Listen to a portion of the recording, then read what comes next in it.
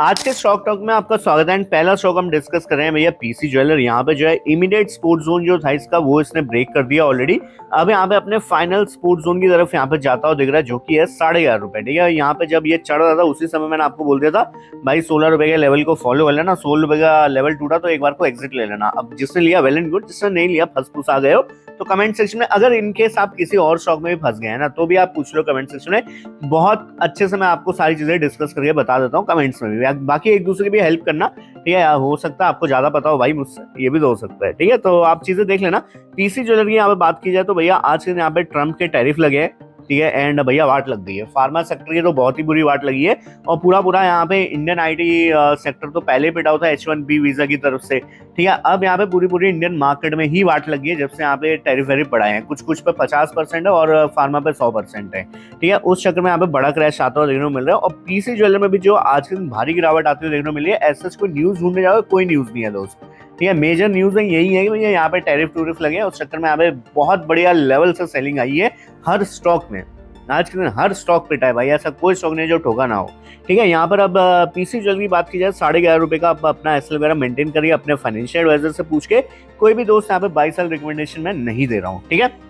Buying वैसे भी यहाँ पे बाइंग तो बन नहीं रही है, बाइंग आपकी बनेगी इस लेवल के ऊपर, ठीक है। 16.15 क्योंकि अब मेजर रेजिस्टेंस बनेगा, उस समय सपोर्ट था, ठीक है। तो अब इसके ऊपर वनडे क्लोज में आएगी, उसके ऊपर ही काम करने की कोशिश करना, वरना भैया स्टॉक को अवॉइड करो पूरी तरह से। यहाँ पे खत्म हो गया मोमेंटम, ठीक है। जो यहाँ पे ये मोमेंटम आया था ऊपर वाला पूरी तरह से खत्म हो गया, तो इसको बहुत इग्नोर कर देना भाई। और एवरेज उवरेज करने की तो गलती मत करना इस समय, ठीक है। यहाँ पे एवरेजिंग करके फंसने के चांस आपके ज्यादा रहेंगे। ये हम ट्रेडर्स के लिए बात कर रहे थे, ठीक है। अब यहाँ पे लॉन्ग टर्म इन्वेस्टर्स की भी एक बार बात कर लेते हैं भाई। वीडियो को लाइक कर दो, चैनल को सब्सक्राइब कर दो, अगर पॉसिबल है कर दो यार। यार इतना नहीं कर पाओगे यार, लाइक कर दो यार वीडियो को, इतनी मेहनत से यार वीडियो बनाता है तुम्हारे लिए। चलो ठीक है, नहीं करना कोई बात नहीं, ठीक है। अब देखो ये हमारे पास इंपॉर्टेंट मेजर सपोर्ट है जैसे मैंने आपको बताया। बट यहाँ पे लॉन्ग टर्म इन्वेस्टर अगर आप हैं, ठीक है, आपका प्लान है कि नहीं मेरे को तो 5 साल के लिए 10 साल के लिए होल्ड करना है, और देखो कंपनी के फंडामेंटल्स आपको देखने होता है उस केस में, और फंडामेंटल धीरे धीरे सुधर रहे हैं, ठीक है। इन्होंने ऐसा कुछ प्लान किया कि भैया आने वाले फाइनेंशियल ईयर के एंड तक हम जो है भैया डेट फ्री हो जाएंगे, हम अपने सिर से सारा का सारा लोन उतार। उसी चक्कर में तो ये बड़ा था, ठीक है। ये जो रैली आई थी ना इसी चक्कर में आई थी कि भैया अपना लोन जो है धीरे धीरे करके और चुका रही है कंपनी। ये बहुत अच्छी बात है, ठीक है। अब यहाँ पे वो मोमेंटम खत्म हो गया क्योंकि वो ट्रेडिंग के लिए आया था momentum. But long term investors के लिए बहुत खुशखबरी वाली बात है, बहुत अच्छी बात है कि एक तो आपको डिप मिल रही है, ऊपर से यहाँ पे जो है लोन वगैरह अपना जो है डेट वगैरह रीपे करेंगे ये लोग जैसे तैसे करके आने वाले साल में, ठीक है। मैं बोलता हूँ पूरा भी रीपे नहीं करता, अगर आधे से ज्यादा भी रीपे मार दिया तो भी यहाँ पे स्टॉक चल जाएगा आपका, ठीक है। तो लॉन्ग टर्म इन्वेस्टर अपने अपने हिसाब से प्लान कर सकते हैं। हालांकि मैं कोई भी यहाँ पर आपको एवरेजिंग के लिए कोई लेवल नहीं बताने वाला, क्योंकि यार पेनी स्टॉक है, पेनी स्टॉक का आपको पता है भाई गेम चल गया तो चांद तक वरना रात तक, ठीक है। तो इसलिए पीसी ज्वेलर के ऊपर अपन ज्यादा डिस्कस नहीं करेंगे, बस शॉर्ट में सुन लो। एज ऑफ नाउ वीक है, ठीक है। शॉर्ट टर्म ट्रेडर भैया 11.5 के एसएल के साथ काम करेंगे, ठीक है। और बाइंग आपकी इनिशिएट होगी 16.15 के ऊपर ही, उससे पहले हाथ भी मत डाल देना। लॉन्ग टर्म इन्वेस्टर चाहो तो भैया होल्ड कर सकते हैं अपने हिसाब से, कोई दिक्कत नहीं है। बट यहाँ पे इन्वेस्ट करंट मार्केट प्राइस पे एवरेज करने की कोशिश मत करो। एवरेजिंग लेवल आपका जो है ये वाला रहने वाला है। अब मैं ये नाम नहीं लूंगा ये क्योंकि बहुत नीचे है, तो आप अपने आप चेक कर सकते हैं क्या लेवल है ये, ठीक है। तो अगले स्टॉक पे मूव ऑन करते हैं। तो अगला जो हमारा है ये भैया इंडेक्स है। यहाँ पे मैं ना अच्छे से मार्क आपके लिए सब कुछ किया हुआ है, ठीक है। इसको थोड़ा समझना है। यहाँ पे हम सारे डिस्कस करेंगे, टीसीएस, इन्फोसिस, विप्रो, बिरला सॉफ्ट, और कौन सा है भैया टेक महिंद्रा, ठीक है, कोफोर्ज, ये सारे स्टॉक अपन यहाँ पे डिस्कस करेंगे क्विक व्यू में। देखो यहाँ पे हुआ क्या था, यहाँ पे प्रॉपर भैया हेड एंड शोल्डर पैटर्न बना था, एंड उसके बाद जो एक बड़ा क्रैश आता हुआ देखने को मिलता है हमें आईटी सेक्टर में 2022 में, ठीक है। उसके बाद यहाँ पे क्रैश आया था और यहाँ से एक लंबा कंसोलिडेशन चला था। उसके बाद कंसोलिडेशन के बाद इसका फाइनली ब्रेकआउट आया था। वीडियो को प्लीज गाइज लाइक कर देना, चैनल को सब्सक्राइब कर देना। आई नो मैंने दूसरी बार बोल दिया बट कर दो यार, ठीक है। छोटी सी उम्मीद तो हम भी रखते हैं आप लोगों से, ठीक है। जब यहाँ से ब्रेकआउट आता अच्छी चीजें चली थी, फिर उसके बाद यहाँ पे एक और बड़ा ब्रेकआउट आता हुआ हमें देखने को मिला था यहाँ पे 2024 के बाद, ठीक है। बट उसके बाद यहाँ पे जो है ये खतरनाक ब्रेकडाउन आया है, एंड उसके बाद यहाँ से रिकवरी नहीं आई है, ठीक है। और वो ब्रेकडाउन ऐसा खतरनाक ब्रेकडाउन आया, यहाँ पे एम पैटर्न का भी ब्रेकडाउन इसने आज के दिन पे यहाँ पे दे दिया, आज के दिन पे, ठीक है। आज के दिन यहाँ पर जो है 1.8% आईटी इंडेक्स ही गिर चुका है, ठीक है। तो मोस्ट वाली यहाँ पे जो 32,000 वाले जोन में जा रहा है, और ऐसा कुछ होता है तो आपके जो टीसीएस हो गया, ठीक है, एक एक करके आप स्टॉक को डिस्कस कर लेते हैं, ठीक है। तो पहला स्टॉक अपन डिस्कस कर रहे हैं भैया टीसीएस। टीसीएस का अगर आप देखोगे भैया मीडियन पी यहाँ पे जो 10 साल के एवरेज पे आ गया है, 10 साल से नीचे आ गया सॉरी, तो आपको बहुत अच्छे वैल्यूएशन पे मिल रहा है इस समय टीसीएस। तो अगर आप ऐड करना चाहें टीसीएस अपने लॉन्ग टर्म पोर्टफोलियो में प्लान कर सकते हैं ऐड करने का 3-4 डिप में, ठीक है, मतलब 3-4 टुकड़ों में, ठीक है। उसके बाद अपन डिस्कस कर लेते हैं इन्फी। इन्फी अच्छा स्टॉक है, इन्फी टीसीएस से ज़्यादा स्ट्रॉन्ग है, बट वैल्यूएशन वाइज टीसीएस ज़्यादा अच्छे रेट पे है, ठीक है। बट अगर आप स्ट्रेंथ वाइज सोच रहे हैं या फिर थोड़ा सा आप टीसीएस से ज़्यादा रिस्क अगर ले सकते हैं तो इन्फोसिस विल बी योर बेट, ठीक है। ये भी आप प्लान कर सकते हैं भाई, बाय ऑन डिप करने का अपने हिसाब से, अपने फाइनेंशियल एडवाइजर से पूछ के, अच्छा स्टॉक है, ठीक है। इसके बाद हम बात कर लेते हैं भैया अगले स्टॉक विप्रो की। विप्रो इस समय थोड़ा वीक है, विप्रो से आप थोड़ी दूरी बना के रखेंगे तो थोड़ा अच्छा रहेगा, ये क्योंकि विप्रो में जिस हिसाब से चार्ट पैटर्न पलटे हैं, ऐसे एक तो कप बना था और कप बनने के बाद अब जो है वो कप पैटर्न को इसने ब्रेक नहीं कर पाया और यहाँ पे जो है अपने सपोर्ट को तोड़ रहा है, ठीक है। तो यहाँ पे चार्ट नहीं दिखा रहा हूँ मैं, छोटे छोटे में बता दे रहा हूँ कि आपका भी मेरे को टाइम वेस्ट नहीं करना है, मैं जानता हूँ आपका टाइम मेरे से ज़्यादा कीमती है, ठीक है। तो वीडियो को लाइक कर दो पर सॉरी, ठीक है। तो यहाँ पर जो है विप्रो इसलिए अभी अवॉइड करो, विप्रो में फ्रेश बाइंग रिकमेंडेड नहीं है, अभी के लिए छोड़ दो विप्रो को, ठीक है। यहाँ पे विप्रो अच्छे रेट पे आएगा, मैं टेलीग्राम पे अपडेट कर दूंगा। अच्छा भाई एक काम करो, फटाफट जाओ टेलीग्राम पे सर्च करो विजू स्टॉक माइंड, फ्री में स्टॉक्स मिलता है जहाँ पे आप लोग बढ़िया बेस्ट छाप सकते हो, उस चैनल को ज्वाइन कर लो, लिंक आपको डिस्क्रिप्शन मिल जाएगा। फिलहाल फ्री है, बाद में पेड हो जाएगा चैनल, तो अभी कभी जाके दोस्त ज्वाइन कर लो। अब आओ वापस देखो यहाँ पे, अब विप्रो को हमने डिस्कस कर लिया, इसके बाद हम डिस्कस करें भैया Tech Mahindra. Tech Mahindra one of my favourite stock है, हमेशा बुलिश पैटर्न ये बनाता ही है, और मैंने देखा है कि जब मार्केट गिरती है, सॉरी जब आईटी इंडेक्स गिरता है तो टेक महिंद्रा बहुत ज्यादा गिरता है, बट जब आईटी इंडेक्स चढ़ता है तो टेक महिंद्रा बहुत ज्यादा चढ़ता भी है। तो मतलब ये वॉलेटिलिटी बहुत ज्यादा है स्टॉक में, तो अगर आप स्टॉक की वॉलेटिलिटी झेल सकते हैं तो ये भी एक ठीक ठाक रेट पे आ गया। आप इसको 5 टुकड़ों में प्लान करना बाई करने का, हर 12% के डिप पे आप जो है 5 टुकड़ों में इसको प्लान कर सकते हो बाई करने का। टेक महिंद्रा की यहाँ पे बात हुई, ठीक है। उसके बाद यहाँ पे एक कोफोर्ज और डिस्कस कर लेते हैं भैया फटाफट से। कोफोर्ज की अगर बात की जाए, कोफोर्ज एक अच्छा स्टॉक है, बट वही है वैल्यूएशन इसके थोड़े महंगे हैं अभी भी, तो अगर फ्रेश बाइंग किसी को करनी भी है तो बहुत कम क्वांटिटी लेना है इस समय, ठीक है। और नीचे जाता है तब थोड़ा थोड़ा क्वांटिटी आप बढ़ाते चलना, बट अभी के लिए जो है क्वांटिटी स्मॉल रखना, क्योंकि वैल्यूएशन अभी भी बहुत अच्छे लेवल्स पे नहीं आए हैं इस समय। वैल्यूएशन सिर्फ टीसीएस के अच्छे हुए हैं मेरे हिसाब से, इन्फोसिस के भी अच्छे हैं, बट टीसीएस को सबसे अच्छे लगे मुझे इस समय, ठीक है। उसके बाद अगले स्टॉक पे आ जाता है भैया बिरला सॉफ्ट, बी सॉफ्ट। इस स्टॉक से दूर रहो भाई, बहुत बुरे पैटर्न बन रहे हैं, बहुत ज्यादा बुरे पैटर्न, ठीक है। इस स्टॉक में भैया हाथ मत डालना, किसी के पास ऑलरेडी है तो क्या ही कर सकता है, बट देखो एग्जिटिंग का भी अब मौका तो नहीं है, एग्जिटिंग क्या ही करोगे, अब ऑलरेडी बहुत पिट आ गया है वो, ठीक है। तो बी सॉफ्ट बिरला सॉफ्ट आपका जो है यहाँ पे फ्रेश बाइंग मत करना, एवरेजिंग मत करना, या फिर अगर आप ऐसा सोच रहे हो कि भाई ऑलरेडी ऊपर पे लेके फंसा हूं तो यहाँ पे जो मैं अपना पैसा रोटेट कर देता हूँ, तो वो कर सकते हो कि भाई बी सॉफ्ट से पैसा निकाल के किसी अच्छे आईटी स्टॉक में शिफ्ट करना चाहते हो वो कर लो, ठीक है। बट फ्रेश बाइंग या फिर एवरेजिंग मत करना अभी बी सॉफ्ट में, ठीक है। अगले स्टॉक पे चलते हैं फटाफट से। तो गाइस अगला स्टॉक यहाँ पे ट्रेंड है, एंड ट्रेंड में भैया प्रॉपर यहाँ पे ब्रेकडाउन आते हुए हमें देखने को मिल रहा है, अब अपने मेजर सपोर्ट जोन पे आ गया है, एंड मुझे लगता है कि एक बार को ये तोड़ देगा और 4200 इसका मेजर सपोर्ट जोन है, वहां तक तो ये पहुंचने ही वाला है ऐसा मुझे लग रहा है, ठीक है। एंड लग क्या रहा है भाई, चांसेस है 20 SMA को ब्रेक कर दिया, 200 SMA को ब्रेक कर दिया, अपने इंपॉर्टेंट रेजिस्टेंस को क्रॉस नहीं कर पाया, साफ संकेत है भैया अभी इसने और नीचे जाना है। तो आप अगर लॉन्ग टर्म इन्वेस्टर है तो अलग बात है, बट अगर ट्रेडर है तो ट्रेडर भैया आप जो है अपने स्टॉप लॉस वगैरह मेंटेन करिए। अगर आपको जो है 4650 के नीचे अगर क्लोजिंग मिलती है तो बेटर है एक बार को एग्जिटिंग का प्लान करो, ठीक है। और फ्रेश बाइंग 6200 के ऊपर ही रिकमेंडेड है, 6200 से नीचे मत ले लेना, ठीक है। वीडियो को लाइक कर दो, चैनल को सब्सक्राइब कर दो, अगर हो सके तो, नहीं हो सके तो कोई बात नहीं, बट हो सके तो भाई लाइक और सब्सक्राइब जरूर करके जाना, ठीक है। देखो आगे देखो, यहाँ पर जो है अगर आप इन्वेस्टर है, यहाँ ऊपर पे लेके फंस गए, यहाँ ऊपर लेके फंस गए, इधर फंस गए, कहीं भी फंस गए हैं अगर इन केस, तो आप इसमें प्लान कर सकते हैं एवरेजिंग करने का थोड़ा थोड़ा करके, ठीक है। आप फर्स्ट बाइंग यहाँ पे कर सकते हैं इस लेवल पे, या फिर फर्स्ट एवरेजिंग बोल लो इस लेवल के आसपास कर सकते हैं 4200, ठीक है। ये फर्स्ट जोन होगा जहाँ पे आप इसमें एक्यूमुलेशन का शुरू कर सकते हैं इस चीज को, ठीक है। तो ये फर्स्ट जोन होगा।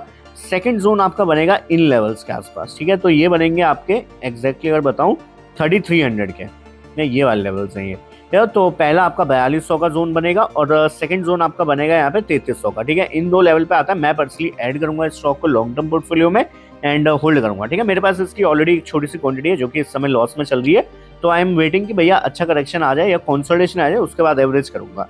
तो ट्रेंड अपने डिस्कस कर लिया, अब अगले स्टॉक पे चलते हैं फटाफट से। तो अगला स्टॉक भाई अर्बन कंपनी, खैर इसके बारे में मैंने कल पूरा कच्चा चिट्टा खोल दिया था आपके सामने, मैंने बता दिया था कि कैसे एक लॉस मेकिंग कंपनी है जो इन्होंने 250 करोड़ का प्रॉफिट दिया है, वो एक्चुअली प्रॉफिट नहीं है, वो एक्चुअली में लॉस है, क्योंकि अदर इनकम इनकी जो है 116 करोड़ की है, ऊपर से -740% का इन्होंने टैक्स भरा है, मतलब टैक्स भरा नहीं है, इनको टैक्स का यहाँ पे रिबेट मिला है। तो ओवरऑल प्रॉफिट अगर आप चेक करोगे 29 करोड़ का यहाँ पे जो है प्रॉफिट बिफोर टैक्स था, जिसमें 116 करोड़ की तो अदर इनकम है, तो ओवरऑल अभी भी नेगेटिव में है कंपनी, ठीक है। अभी भी लॉस मेकिंग कंपनी है, चीजें मैंने कल ही आपके सामने डिस्कस करी थी, इसलिए शॉर्ट में मैंने अभी बता दिया। फिलहाल देखोगे तो भैया अभी भी ये डाउन ट्रेंड में ही है स्टॉक, ये यहाँ पे जो है कोई यहाँ पे रिकवरी के मुझे अभी तो चांसेस नहीं दिख रहे हैं, ठीक है, रिकवरी इसकी 187.56 के ऊपर ही आएगी, उसके ऊपर ही इनिशिएट करना भैया ट्रेडर लोग बाइंग करना। ठीक है, वरना आप जो अपने एसएल के साथ काम करिए, एसएल मैंने आपको कल ही बताया था 161 के नीचे अगर क्लोजिंग आती है डेली बेसिस पे तो आप जो है एग्जिटिंग का प्लान करिए, क्योंकि फिर चीजें और बिगड़ जाएंगी। ठीक है, रियाल रिसोर्सेज का एक बार शेयर जाके देख लो, या विक्रम सोलर जाके देख लो, या कोई भी ऐसा आईपीओ जो भैया नीचे ही गया हो। हमेशा चार्ट पैटर्न यही बने कि भैया ऐसे करके ऊपर जाती हैं चीजें, फिर अगर नीचे आने लगती हैं और अपने अगर लो को तोड़ती हैं तो वहां से और बहुत ज्यादा नीचे चल जाती है। रिगाल रिसोर्सेज बेस्ट एग्जांपल है, समझ जाके चेक कर दो। ठीक है, तो अर्बन कंपनी में भी ऐसा कुछ हो सकता है अगर यूआई लेवल्स टूटते हैं तो। ठीक है, तो इसलिए रिकमेंडेड है कि भैया आप, रिकमेंडेड तो नहीं है मतलब कि आप अपने फाइनेंशियल एडवाइजर से पूछेंगे और कंसल्ट करने के बाद ही कुछ करेंगे भैया, कोई बाई सेल रिकमेंडेशन नहीं है। बट हाँ 161 के नीचे क्लोजिंग मिलती है तो भैया एग्जिटिंग आप एक बार को सोच सकते हैं। ठीक है, बाकी अर्बन कंपनी लॉन्ग टर्म के लिए अगर कोई होल्ड कर रहा है भैया, मैं कुछ नहीं बोलूंगा यार, मुझे पसंद नहीं है और मेरा कभी भी मूड नहीं है लॉन्ग टर्म में इसको होल्ड करने का, क्योंकि भैया लॉस मेकिंग कंपनी है। मैं चाहता हूँ कि देखो, मेरे को प्रॉब्लम नहीं है, आज 170 पे चल रहा है ना ये शेयर, कल को अगर 300 रुपए पे मेरे को बाई करना पड़े इस शेयर को, इट्स टोटली ओके। या मेरे को कोई प्रॉब्लम नहीं है कि भाई मेरे को 170 एकदम लोस पे उठाना है, मैं 300 रुपए पे बाई कर लूंगा, बट उसके लिए इसकी बैलेंस शीट अच्छी होनी चाहिए, प्रॉफिट में आ जानी चाहिए कंपनी। ठीक है, सेल्स लगातार यहाँ पे बढ़नी चाहिए। ठीक है, तो अगर सेल्स ग्रोथ अच्छी है, प्रॉफिट ग्रोथ अच्छी है, तो भैया मैं इसको 300 रुपए पे भी बाई कर लूंगा, मेरे को कोई प्रॉब्लम नहीं है। बट भाई आज की डेट पे जैसे ये लॉस मेकिंग कंपनी 170 पे मुझे महंगी लग रही है भाई वैल्यूएशन वाइज। आज की डेट पे मेरे हिसाब से तो भैया इसका फेयर वैल्यू 100 रुपए है, ये 170 रुपए नहीं बनता है। पता नहीं किस हिसाब से हमने 170 रुपए मांग रहे हैं। 100 का पी चल रहा है इसका, कुछ 100 का या 60 का कुछ, मतलब बहुत महंगा पी है। ठीक है, 100 का ही है मेरे ख्याल से, 100 की वैल्यूएशन पे इस समय ट्रेड कर रहा हूँ, जबकि लॉस मेकिंग कंपनी है साली। मेरे को बोल रहे हैं मेरे को पैसा दो, मैं तो नहीं दूंगा भाई इसको पैसा लॉन्ग टर्म के लिए। ठीक है, तो मैं इस शेयर से दूर हूँ भाई। तो अगला स्टॉक अपन डिस्कस करें भैया रियाल रिसोर्सेज, एंड 90 रुपीज पे आ गई हैं भाई चीजें गड़बड़ा के। ठीक है, मैंने आपको हर मोड़ पे बोला था भाई इस शेयर से एग्जिट लो। ठीक है, एक तो मैंने शुरू में ही बोल दिया था अगस्त वाले, जब जिस दिन आई पे बोलता उस दिन ही मैंने आपको चिल्ला चिल्ला के बोलता इस लेवल पे कि भैया एग्जिट ले लो, एग्जिट ले लो, एग्जिट ले लो, यहाँ पे जो है 42% का प्रॉफिट मिल रहा है, एग्जिट ले लो। बट आपने नहीं लिया, and it's totally okay. Video को लाइक कर दो, चैनल को सब्सक्राइब कर दो भाई, इट्स जेन्युइन कंटेंट कहीं और दोस्त आपको देखने को मिलेगा नहीं। ठीक है, बता देता हूँ करना क्या है रियाल रिसोर्सेज में। उसके बाद मैंने यहाँ पे भी बोला था 120 रुपए भी बहुत चिल्ला चिल्लाया, आप जाओ तो पुरानी वीडियोस देखो मेरी, हर लेवल पे मैंने बोलता भैया एक बार को यहाँ एग्जिट ले लेना। फिर इसके बाद मैंने इस लेवल पे बोला था 105 पे भैया यहाँ एग्जिट ले लेना। फिर मैंने बोलता भाई अगर यहाँ भी नहीं ले पाए 95 पे तो ले ही लेना। अब गिर गिर के भैया 90 रुपीज पे शेयर जा चुका है और अभी भी इसकी गिरावट थम नहीं रही है। एक तो दिक्कत ये हो गया ना, ये जो लास्ट की गिरावट आई है निफ्टी की वजह से आई है। ठीक है, ये रिगाल की अपनी गिरावट नहीं है, ये मेन जो है सेलिंग आई है इंडेक्स में, और इंडेक्स में सेलिंग आई वो स्मॉल कैप के इंडेक्स सारे गिर गए, मिड कैप के इंडेक्स सारे गिर गए, ऐसे तो पिटे हैं ना, ऐसी गिरावट आई है सब में, इसलिए ये रिगाल रिसोर्सेज में पिट रहा है इस समय। और जब तक निफ्टी रिकवर नहीं करती है तब तक यहाँ भी उम्मीद नहीं है। अब देखना ये होगा कि अगर निफ्टी रिकवर करके ऊपर चले जाती है और रिगाल रिसोर्सेज ऊपर नहीं जा पाता है तो भैया वो कभी भी नहीं जाने वाला है, फिर कभी भी इन द सेंस मतलब नियर टर्म में, ऐसा नहीं कभी भी नहीं जाएगा, बट हाँ आने वाले कुछ टाइम में नहीं जाने वाला है फिर। ठीक है, तो यहाँ पे शायद लंबा आपको रुकना पड़ सकता है। ठीक है, अब ऑब्वियसली यहाँ पे जो एग्जिटिंग कहाँ ही करोगे यार, मैंने जिस लेवल पे एग्जिट बोल था भाई वो तो आपने किया नहीं।